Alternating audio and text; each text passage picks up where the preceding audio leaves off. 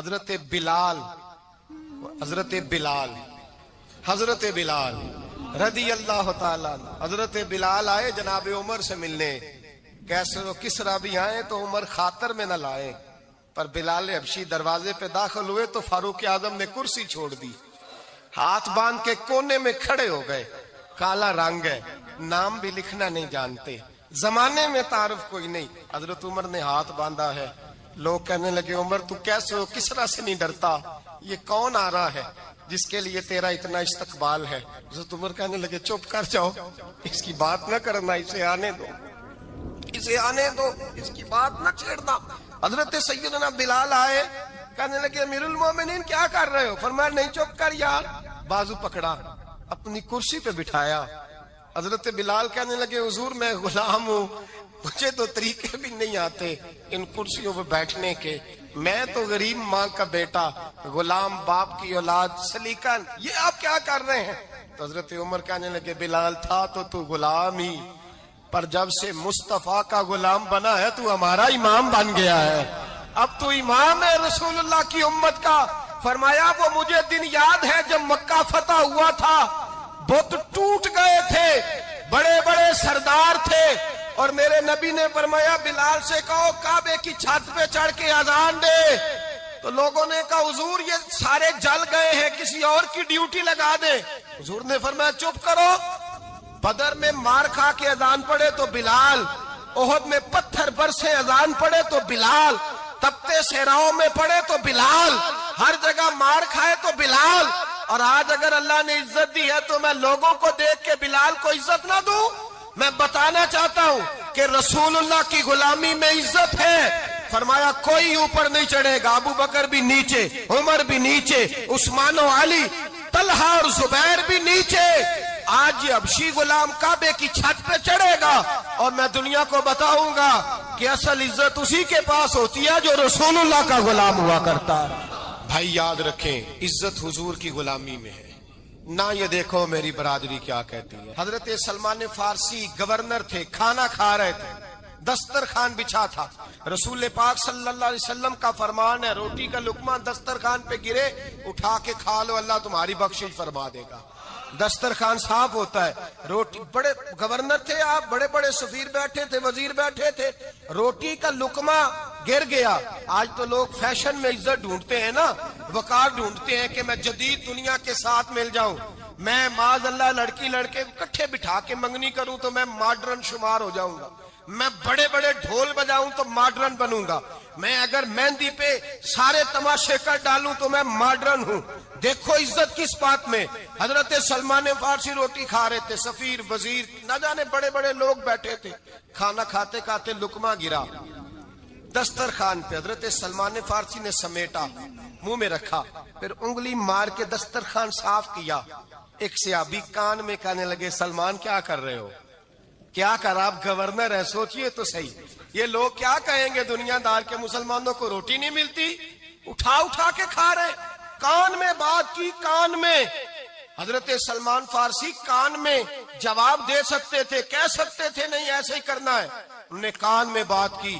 لیکن جناب سلمان فارسی اعلی اعلان بولے, کہنے لگے ان 4 5 6 دنیا داروں کے لیے میں اپنے نبی کا طریقہ چھوڑ دوں, اپنے رسول کی سنت چھوڑ دوں؟ یہ 4 5 دنیا دار دنیا کی طرف دیکھ کے میں مصطفیٰ سے منہ موڑ لوں؟ پھر جوش جذبات میں سر سے پگڑی اتار دی, رونے لگے. آپ فرمانے لگے میں مدینے کے بازاروں میں کھجوریں اتارتا تھا, نوکریاں کرتا تھا, یہ جو میرے سر پر عزت کے بال ہیں یہ محمد عربی کے اگائے ہوئے ہیں, رسول اللہ کے اگائے ہوئے ہیں. امیر المومنین حضرت جناب سیدنا عمر فاروق رضی اللہ تعالیٰ عنہ رات گھر میں تھے تو رونے لگے, بڑی دیر تک روتے رہے. والدہ اٹھی تو صاحبزادے سے کہنے لگی پتہ کرو تمہارے باپ کو کیا مسئلہ ہے. شہزادے آئے, کہنے لگے امیر المومنین والد گرامی کیا ہوا؟ تو حضرت عمر فاروق کہنے لگے بیٹا اپنی اماں کو بلاؤ. والدہ آ گئی, کیا بات ہے, کچھ طبیعت خراب ہے تو حکیم کا بندوبست کیا جائے. تو حضرت عمر کہنے لگے کچھ بھی نہیں, آج مسجد سے نکلا ہوں تو نبی پاک کے صحابہ میری تعریفیں کر رہے تھے. یہ حضرت فاروق اعظم کے وصال کے قریب کے دن ہے. तारीफ एक तो हजरत ये रोने की बात है कि खुश होने की? आप फरमाने लगे नहीं, सोचता हूँ बाहर तो मैं अच्छा रहा हूँ, पता नहीं घर में ही कोई ज्यादती ना हो गई हो, पता नहीं तुम्हारे साथ भी मेरे मामला ठीक थे कि नहीं। सहाबा तो तारीफ करते हैं, रो रहा हूँ तुम्हारी वजह से ही ना उलझ जाऊं, बीवी ही ना कहे मेरा हक ही अदा नहीं किया। ये लफ्ज कहते कहते पहाड़ है ये शख्स, कैसरो किसरा कांपते हैं। हजरत उमर रो पड़े, बीबी से कहने लगे मुझे अल्लाह की रजा के लिए माफ नहीं कर देती? मेरे ऊपर बोझ था उम्मत का, मैं सारी रात मदीने की गलियों में फिरता था, दिन सारा मस्जिद में गुजरता था, मैं तुझे वक्त नहीं दे पाया, माफ नहीं कर देती? तो ज़ौजा कहने लगी नहीं उमर, मैंने भी जिंदगी में अपना कोई सुख चैन नहीं देखा, कोई चाव पूरा नहीं किया, मैं कैसे माफ कर दूं? मैं नहीं माफ करती। हजरत उमर जमीन पे बैठ गए, रोने लगे, कहने लगे चल माफ कर दे। कहने लगी एक वादा करो, कयामत के दिन रब करीम की बारगाह में मेरी सिफारिश करोगे? अल्लाह की बारगाह में अर्ज करोगे कि अल्लाह अच्छी थी, मुझे कपड़े धो के देती थी, रोटी पका के देती थी, मेरी इज्जत की मुहाफिज थी? जनाब उमर कहने लगे तेरे साथ वादा है, रब अपने फजल से उमर को जन्नत देगा तो उमर तुझे जन्नत में साथ लेकर के जाएगा। बुखारी शरीफ में हदीस है, काजी अय्याज मालिकी रहमतुल्लाह अलैह ने बड़ी तफसील से लिखी है। रावी हजरत अनस बिन मालिक हैं। एक बंदा बड़ी दूर से आया नबी पाक सल्लल्लाहु अलैहि वसल्लम की जियारत के लिए, बड़ी दूर से। अरब के जो सरदार होते थे उनके बड़े नाज नखरे होते थे, वो खैर आज भी हैं। प्रोटोकॉल का माहौल आज भी, यानी वजीर साहब के आगे दो चार गाड़ियां ना हो तो उनको मजा ही नहीं आता। पुलिस वाले आगे पीछे भागे तो हालांकि उनको नहीं पता कि जो पुलिस वाले आगे पीछे भाग रहे हैं ना, ये हुकूमत बदली तो गिरफ्तार करने भी इन्होंने ही आना है, लेकिन वो बड़ा मजा आता है जब लोग गाड़ी के पीछे भागते हैं। क्या बात है जनाब, बड़ी बात। और हमारी तबीयतों में पता नहीं कौन सी। तो नबी पाक सल्लल्लाहु अलैहि वसल्लम की खिदमत में वो शख्स बड़ी दूर से आया। तो अरब के बादशाहों का मिजाज था, प्रोटोकॉल बड़ा चाहते थे। उनका तो ये तरीका था कि हुक्मरानी करनी है जैसे भी हो। अगर किसी गुलाम ने धूप में बंधा रह गया, ऊंट और छांव में नहीं बांधा तो दुर्रे मारते थे, और अगर उसने खोल के बांध दिया तो फिर भी मारते थे। कहते थे इतना सियाना हो गया तो उन्हें पूछा ही नहीं, खुद ब खुद ही बांध दिया। वो शख्स हुजूर की बारगाह में आया और बहुत सारे लोगों के पास क्योंकि वो जाता था अपने सरबराह का पैगाम लेके, तो वो कांप रहा है जब हुजूर की बारगाह में गया, डर रहा है। अब जरा बात को समझना, नबी पाक सल्लल्लाहु अलैहि वसल्लम ने उससे फरमाया क्यों डरते हो? सादा आदमी है, देहाती है, बद्दू है। अल्लाह के रसूल ने थपकी दी, क्यों डरते हो? तो कहते हुजूर मुझे आदाब नहीं आते और मुझे डर आता है, कोई बात अगर ऐसी हो गई, आप मदीने की हुकूमत के सरबराह हैं, तो कहीं आप नाराज ना हो जाएं। हजरत अनस बिन मालिक फरमाते हैं बात कहाँ की थी, पहुंच कहाँ गई। जब उसने ये कहा ना कि आप तो हुकूमत के सरबराह हैं, कहीं कोई गलती ना मुझसे हो जाए, तो नबी पाक की आंखों में आंसू आ गए, हुजूर रोने लगे। और नबी पाक सल्लल्लाहु अलैहि वसल्लम फरमाने लगे ना भाई, तो किसी हुकूमत के सरबराह के पास नहीं आया ना, तू तो उस बेटे के पास आया है जिसकी माँ गोश्त के खुश्क टुकड़े खा के भी गुजारा कर लेती। मैं तो एक गरीब माँ का बेटा हूं।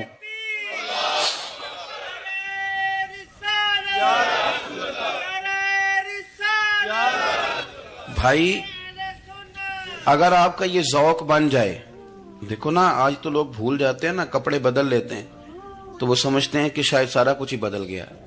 यानी गांव से आकर पढ़ने वाले भूल ही गए हैं कि किसकी माँ ने कितना जेवर बेचा। लोग भूल जाते हैं चीजों को, अपने माजी को याद रखें। यार सफाई करने वाला सफाई टाइम पे करता है ना, तुम चिराग तो सही जलाते हो ना। मुझे बताओ आने वालों, ये तो बताओ शहर मदीना कैसा है, और सर उनके कदमों में रखकर झुककर जीना कैसा। दिल आंखें और रूह तुम्हारी लगती है सैराब मुझे, दर पे उनके बैठ कर आबे जमजम पीना कैसा है। कहने लगे उमर उस कोने का क्या हाल, और फिर कहने लगे वो फुला बाग में हुजूर असर के बाद जाया करते थे, उसके फलों फूलों का क्या हाल है। तो हज़रत उमर कहते हैं बिलाल की बातें सुन के मैं रोया, तो मैंने कहा बिलाल तुझे इतना प्यार है तो छोड़ क्यों आया है? तो कहने लगे उमर मेरा वजूद शाम में रहता है पर दिल मेरा मदीने में ही रहता है, रूह मेरी मदीने में ही रहती है। बस सजना बाज मोहम्मद बख्शा की मरना ते की जीना, कहा वहां ही रहता हूं। एक दफा ना कूफे में रहते थे हजरत अली, مولا علی نے ساری زندگی کسی سے سوال نہیں کیا, دینے والے تھے نا, سوال نہیں کیا. ایک بڑی خوبصورت قندیل ایک شخص لایا, خوبصورت لالٹین بنی ہوتی تھی وہ, اور اس میں تیل مٹی کا نہیں ڈالتے تھے, خوشبو والی کوئی چیز ڈالتے تھے تو وہ جلتی تھی. وہ لایا کوفے کی جامع مسجد میں, حضرت علی کوفے آ گئے, کہا حضور یہ جلا لے. جب وہ لایا نا قندیل تو حضرت علی نے زندگی, امام حسن کہتے ہیں میں نے عجیب زندگی بھر سوال نہیں کیا. اس سے کہنے لگے میں نے کبھی کسی سے کچھ مانگا نہیں, اس طرح کی ایک اور مل جائے گی. تو اس شخص ایسے جیسے وہ عرش پہ نہیں بیٹھ گیا کہ علی نے مجھے کہہ دیا. کہنے لگا حضور مل جائے گی. فرمانے لگے لے جاؤ. کہتے ہیں وہ لے کے آیا. تو جب وہ لایا تو پہلے والی قندیل کو اتنا نہیں, اس قندیل کو سینے سے لگایا, اپنا امامے کا پلو لے کے حضرت علی نے پوچھا. پھر آنکھوں میں آنسو آئے. امام حسن کہنے لگے ابا جی میں سمجھ نہیں پا رہا, یہ آپ نے تو زندگی بھر بھوک کاٹی ہے, سوال نہیں کیا, تو یہ کیا ہے؟ کہنے لگے مجھے بڑی پسند آئی تھی, دل کرتا ہے ایک لے لوں اور میں حضور کی مسجد میں بھی بھیج دوں, میں مدینے میں بھی بھیج دوں. میرا دل کرتا ہے یہ مسجد نبی میں لگ جائے گی تو اس کی شان بڑھ جائے گی. تو فرماتے ہیں امام حسن کہ میں رو پڑا. میں نے کہا حضور مجھے سمجھ آ گئی ہے, رہتے آپ کوفے میں ہے پر دل آپ کا مدینے میں ہی بستا ہے, وجود یہاں ہے پر روح آپ کی. رب جانے سونے محبوبہ تیرے شہر دیاں کی لذتاں نے, ایک رون جنہاں نے ویکھیا نہیں تے ایک رون دوبارہ جامل نہیں. میرے اعلیٰ حضرت فاضل بریلوی رحمت اللہ علیہ فرماتے ہیں حرم کی مدینے کے خطے خدا تجھ کو رکھے, مدینے کے خطے خدا تجھ کو رکھے, غریبوں فقیروں کے ٹھہرانے والے. یہاں غریب فقیر درویش مدینہ حسن ہے. توجہ ہے اب حضرات کی. میں 2010 میں گیا تھا. اماں جی جب میں جانے لگا تب بھی میں روتا ہی گیا. واپس آیا تو میں اپنی والدہ سے میں نے کہا کہ اماں یہ کہیں خامی ایمان ہی نہ ہو. میں مدینے سے پلٹ آیا, میں بڑا تڑپا. میں نے کہا اماں جی وہ جانے کی جگہ تو ہے پر دوبارہ آنے کی جگہ نہیں, وہاں سے دوبارہ آنا نہیں چاہیے. وہاں سے سب سے مشکل مرحلہ مدینے سے لوٹنا ہے, آنا نہیں چاہیے. تو میری اماں مجھے کہنے لگی اللہ تجھے بار بار بلائے گا, دعا کرنی چاہیے, رونا نہیں چاہیے. بزرگوں کا درویشوں والا جو انداز تھا. اور پھر میں دوسری دفعہ عمرے پہ گیا تو ایک شعر تھا مظفر وارسی کا, تو میں وہ پڑھ رہا تھا. میں نے کہا کہ دوبارہ آنے کی آرزو ہے, کہ خود کو پانے کی آرزو ہے, جو حج پہ احرام باندھتے ہیں اب وہ باندھ کے آنے کی آرزو ہے. تو میں نے تو ایک حج مانگا تھا, اللہ نے 2 عطا فرما دی. یہ مصطفیٰ کے مدینے کی شان ہے, یہ رسول اللہ کے شہر کی شان ہے. تو میرے دوستو اللہ بڑا بے نیاز ہے. وہ میرے جیسے لوگ, میرے جیسے, سچی بات ہے, میرے جیسے لوگ اس کا, میں کبھی بھی مدینہ منورہ میں حاضر ہو کے لوگ اور باتیں سوچتے رہتے ہیں اور میں مسجد میں بیٹھا ہوتا ہوں. تو میں جب پہلی دفعہ گیا تھا تو ایک بی بی بیٹھی تھی سادی سی عورت رات کو, تو اپنا زبان یار من ترکی بگویم پنجابی میں وہ بات کر رہی تھی. تو وہ جملے اس کے مجھے یاد رہتے ہیں جب میں مدینے جاتا ہوں. سادی بی بی جنت البقیع کے باہر بیٹھی تو بوڑھی اماں سادے سے کپڑے, تو شعر پڑھ رہی تھی. وہ کیا شعر تھا اس کا, کوئی وہ اس پہ شاعرانہ ردیف کافی یہ پورے نہیں اترتے. لوگ کہیں گے یہ مصرع شاید لحاظ سے ٹھیک نہیں ہے, سند کے لحاظ سے, لیکن اس کا انداز تھا نا تو تھا بڑا با کمال. اور وہاں بیٹھی پتہ کیا کہہ رہی ہے, ویکھو نہیں ویکھو کہ کرم کمائے سوں. لوگ کہیں گے ردیف کافیے کے لحاظ سے شاید ٹھیک نہیں, لیکن اس کی فکر کتنی ٹھیک ہے, سوچ کتنی ٹھیک ہے. کہتی ویکھو نہیں ویکھو کہ کرم کمائے سوں, میرے جے گندے مندے در تے بلائے سوں. سید عالم صلی اللہ علیہ وسلم کے وصال ظاہری کے ایام قریب آئے تو حضور نے سرخ پٹی باندھی. تیز بخار ہے نبی کریم کو. 2 صحابہ سہارا دے کے مسجد میں لائے. نبی پاک علیہ السلام کو بظاہر سہارا دے کے لایا گیا.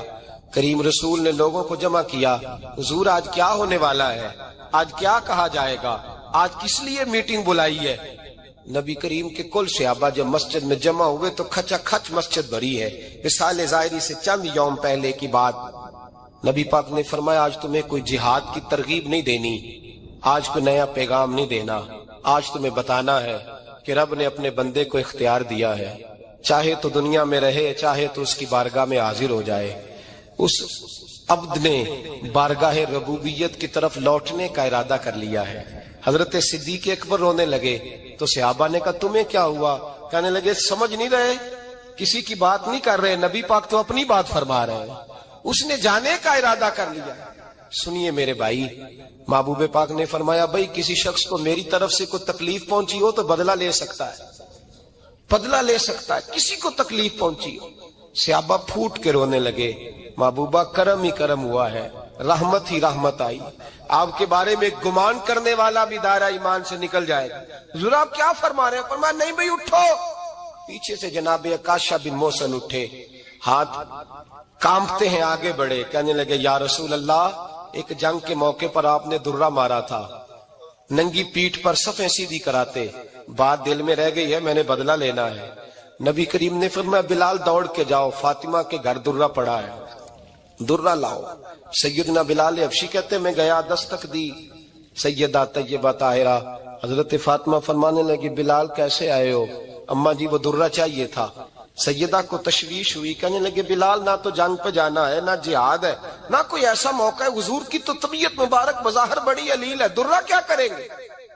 حضرت بلال عرض کرنے لگے اماں جی ایک صحابی بدلہ لینے لگے ہیں، صاحب طبقات نے جملے لکھے ہیں، کہتے ہیں بی بی صاحبہ نے درہ بھی دیا اور امام حسن حسین کو بھی باہر نکالا۔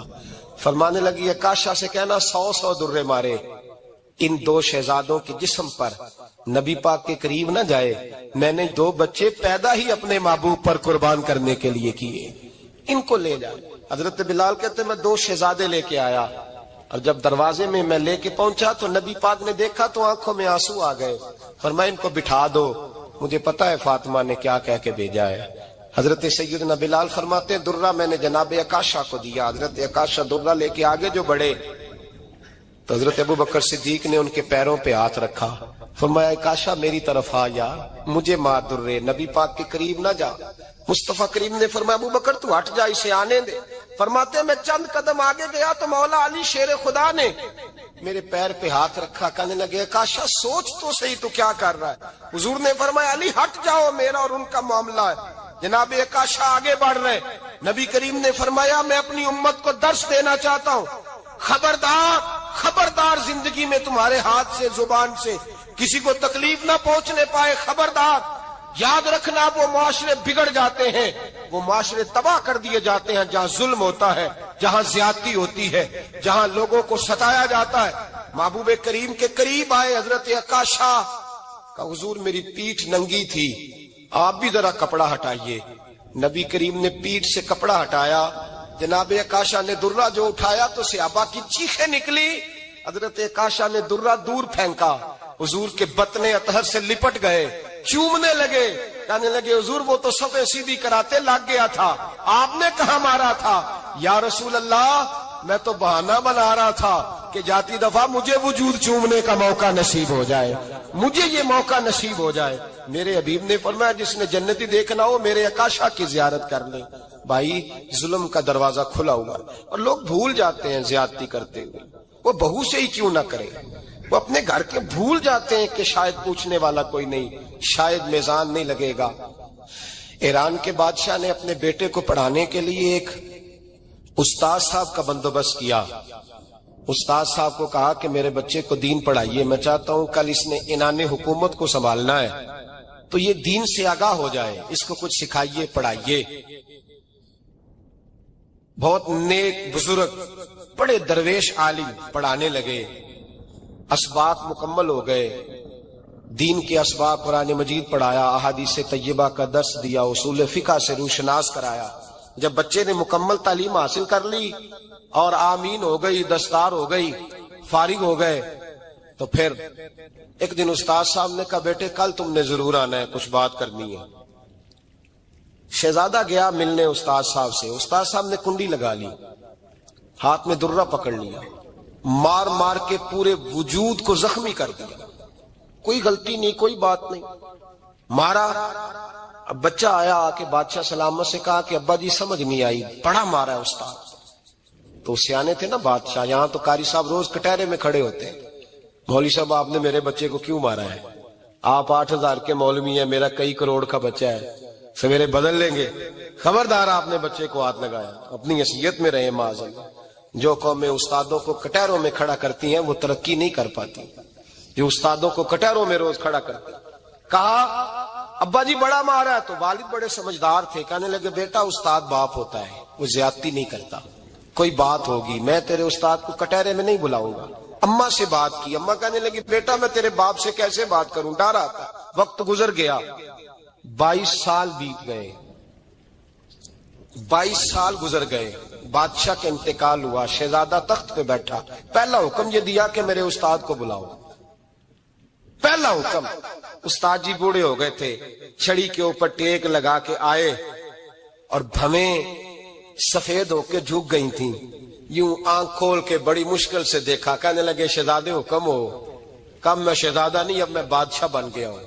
استاد جی 22 سال بیت گئے, آپ نے مارا تھا, پر وہ درد چونکہ زیادتی کی تھی, میرا قصور کوئی نہیں تھا, تو نہ میری روح سے درد گیا ہے نہ میرے جسم سے گیا ہے. میں بے اختیار تھا, پوچھ نہیں سکتا تھا, آج با اختیار ہوا ہوں. سب سے پہلے پہلا حکم آپ کو دیا, بلایا ہے, بتائے کیوں مارا تھا, کیوں مجھے مارا تھا, میری زیادتی بتائے. تو استاد, بوڑھے استاد کی آنکھیں آنسوؤں سے بھر گئیں. کہنے لگے بیٹے بس آج کے دن کے لیے مارا تھا, یہ جو دن آ گیا نا میری زندگی میں, اس لیے مارا تھا. یہ میں چاہتا تھا میری زندگی میں وقت ہے, آج کے بس میری مراد پوری ہو گئی. کہ صاحب کس لیے, مجھے بھی سمجھائے. آپ فرمانے لگے کتنی دیر ہو گئی تجھے مار کھائے ہوئے, کتنا زمانہ بیت گیا. کہنے لگا 22 سال. فرمایا زخم بھولے تو نہیں, درد ختم تو نہیں ہوئی, تمہیں بات 1 منٹ کے لیے بھی تمہارے حافظے سے محو تو نہیں ہوئی. کہ استاد جی روز رات کو یاد آتی, روز خیال آتا تھا. استاد کہنے لگے بھائی تو بے اختیار تھا, پوچھ نہیں سکا, 22 سال تجھے یاد رہا. مجھے پتا تھا تو ایک دن حکمران بنے گا, میں نے تجھے اس لیے مارا تھا کہ بیٹے یاد رکھنا, کسی پہ ظلم نہ کرنا. اگر تجھے 22 سال تک یاد رہا ہے تو جس پر تو ظلم کرے گا اسے بھی قیامت تک یاد رہے گا. اور یہ یاد رکھنا, تو آج با اختیار ہوا تو تو نے مجھے بلا لیا ہے, قیامت کے دن غریب با اختیار ہو جائیں گے, مظلوم با اختیار ہو جائیں گے. وہ با اختیار ہوں گے للہ الواحد القہار, رب کریم کی بارگاہ کے اندر ان کا اختیار ہوگا, اکیلے اللہ کی حکمرانی ہوگی. پھر وہ بلائیں گے بڑے بڑے کج کلا, دنیا میں جن کی پگڑیاں اونچی تھی وہ سر جھکائے کھڑے ہوں گے. دنیا میں جو ڈکٹیٹر بنتے تھے ان کی پشتیں لال ہوں گی, ان کو غدار لکھا جائے گا, قیامت تک نہیں بھولے گا. ظلم کرنا تو سوچ سمجھ کے کرنا, اتنا کرنا جتنا تم سہ سکتے ہو, اتنی زیادتی کرنا جتنی قیامت میں تم برداشت کر سکتے ہو. میرے نبی کریم صلی اللہ علیہ وسلم نے فرمایا ظلم سے بچو, یہ قیامت کے اندھیروں میں سے ایک اندھیرا ہوگا. زندگی میں زیادتی نہ کریں. اگر تھوڑی دیر کے لیے کوئی چیز برداشت کر جائیں گے تو وہ فائدہ دے جائے گی, کچھ دیر کے لیے اگر سہ جائیں گے تو نفع مل جائے گا. سہنے کی کوشش کریں لیکن زیادتی نہ کریں. نظر کو, سوچ کو, ذہن کو پاک رکھیں. اور میرے بھائی زندگی پوری ظلم سے بچیں, زیادتی سے بچیں. آپ لوگوں کے ساتھ پیار کریں, آپ لوگوں کو موقع دیں, آپ تھوڑی سی اور کوشش کریں اس شخص تک جانے کی جو آپ کو مایوس نظر آ رہا ہے, پریشان نظر آ رہا ہے.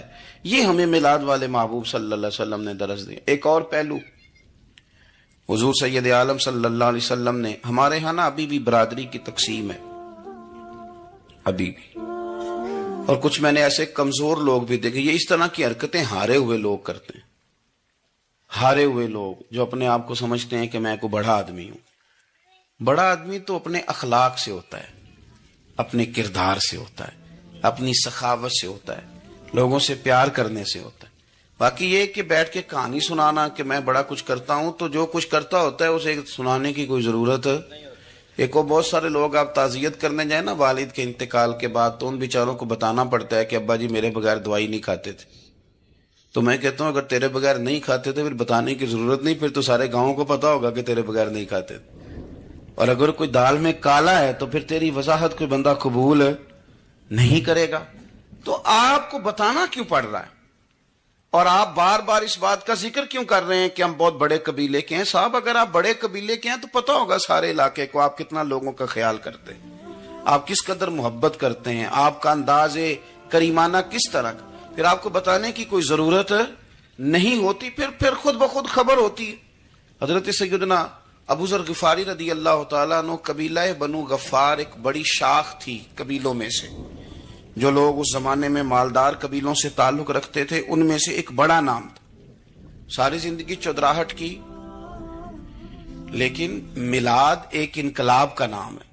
میں میلاد منانے والے دوستوں سے گزارش کرتا ہوں کہ آپ ہر سال میلاد منائیں اور ہر سال میلاد کے بعد آپ تھوڑے بدل بھی جائیں، یعنی تھوڑے سے بدل جائیں. کچھ لوگ کہیں یار یہ داڑھی میں نے نا 12 ربیع الاول والے دن رکھی تھی، یہ میری میلاد والی داڑھی ہے.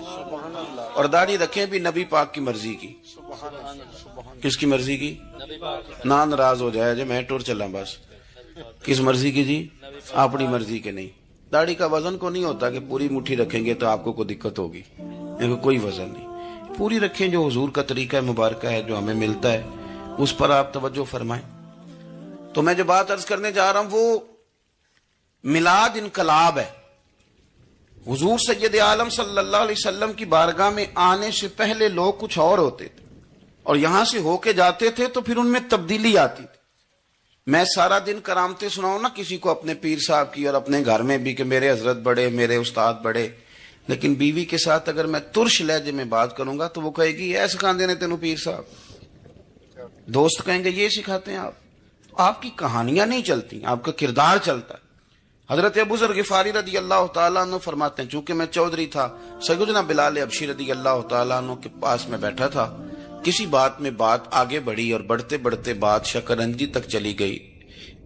رائے کے اختلاف نے باتوں میں تلخی پیدا کر دی اور جب تھوڑے لفظ اور تیز ہوئے تو میں نے انہیں کہہ دیا چپ کر، تو ابشن کا بیٹا ہے. کس کے بیٹے تھے حضرت بلال؟ کہتے ہیں جب انہوں نے مجھے کہا میرا دل بڑا ٹوٹا، لیکن میں نے ارادہ کیا کہ میں نے حضور کی بارگاہ میں نہیں عرض کرنی. اب ہر بات کی ہم حضور کی بارگاہ میں شکایت کریں.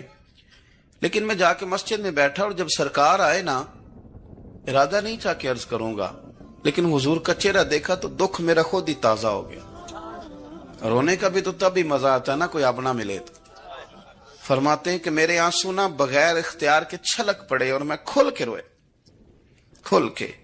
قربان جاؤں محبوب کے بھی حضور نے پاس نہیں بلایا بلکہ نبی پاک اٹھ کے خود میرے پاس آئے اور مجھے کندھوں سے پکڑ کے سینے سے لگایا.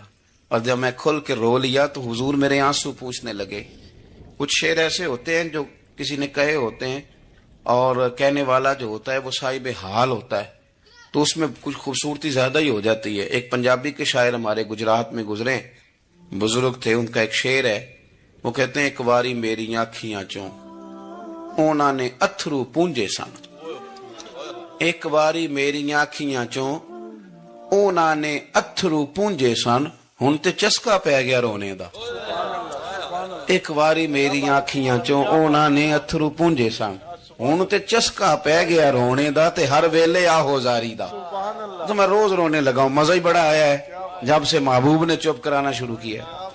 میرے عزیز، اور پھر حضرت بلال حبشی رضی اللہ تعالیٰ عنہ چونکہ حضور کے غلام تھے اور انہیں پتا تھا کہ سرکار میری ناز برداری کرتے ہیں، حضور نے چپ کرایا. فرمایا کیوں روتے ہو؟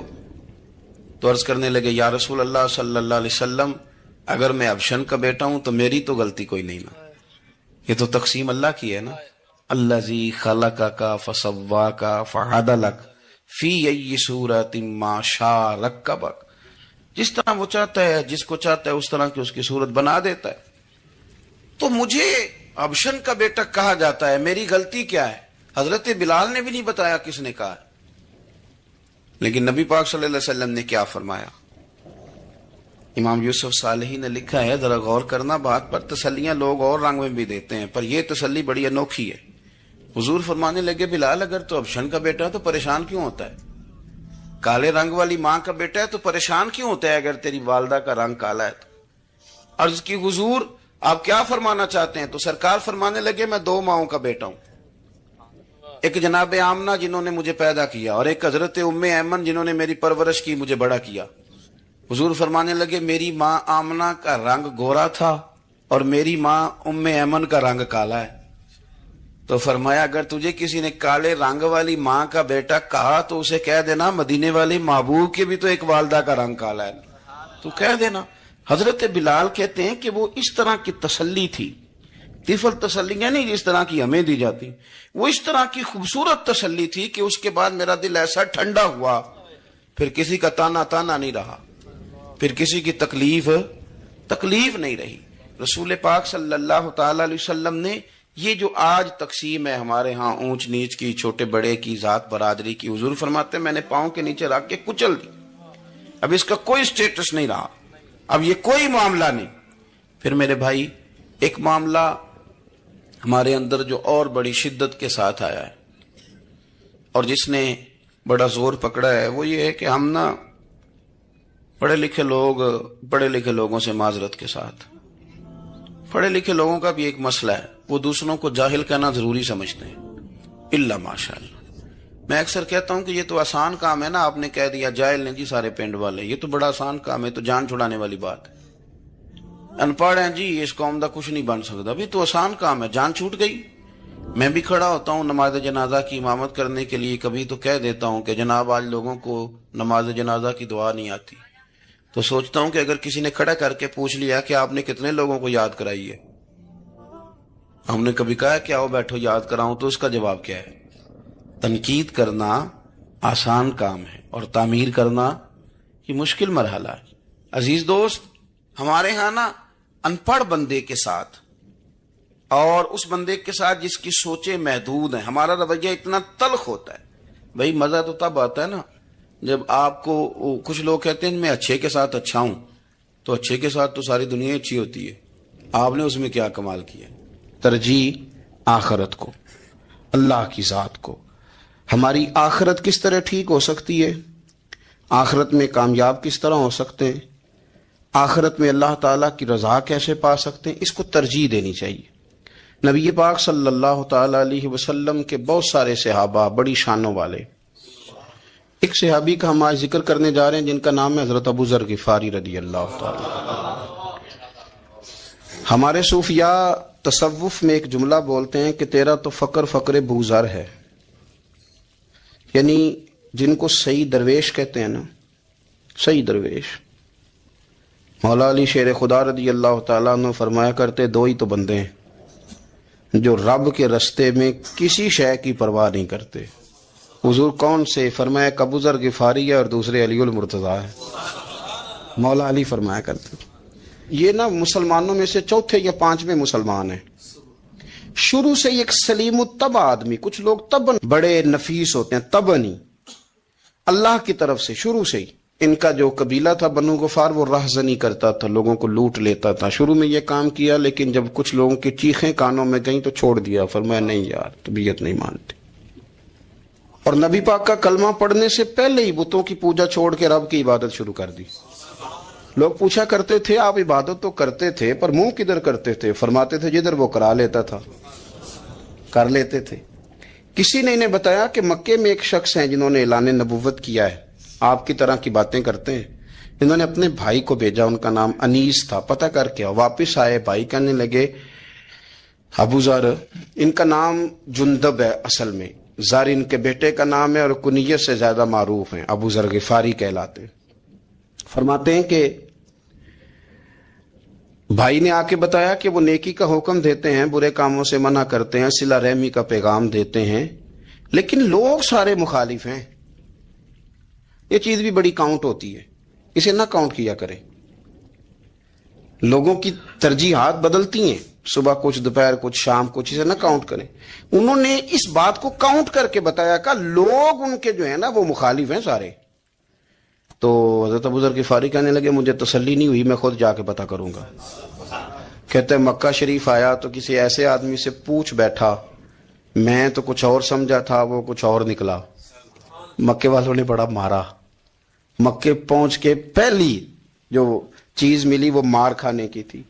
اب میں ڈرتے کسی سے پوچھتا ہی نہ، بھوک بھی بڑی تھی، رہنے کو جگہ نہیں تھی، حرم شریف میں لیٹا رہتا تھا۔ میرے نصیب دیکھو، مجھے ایک شخص نے نہ آ کے ہلایا، کہنے لگے اگر مناسب سمجھیں تو میں آپ کو دیکھ رہا ہوں کافی دیر سے، آپ کوئی پردیسی ہیں، آپ کا اپنا مہمان نہ بنا لوں؟ تو میں نے کہا آپ کا کیا نام ہے؟ کہنے لگے میرا نام ہے علی ابن ابی طالب۔ کہتے ہیں مولا کائنات گھر لے گئے، کھانا بھی کھلایا، جگہ بھی دی سونے کو، خدمت بھی کی، لیکن چونکہ میں تو پہلے ایک سے پوچھ کے مار کھا بیٹھا تھا، میں نے پوچھا نہیں میں کدھر آیا ہوں۔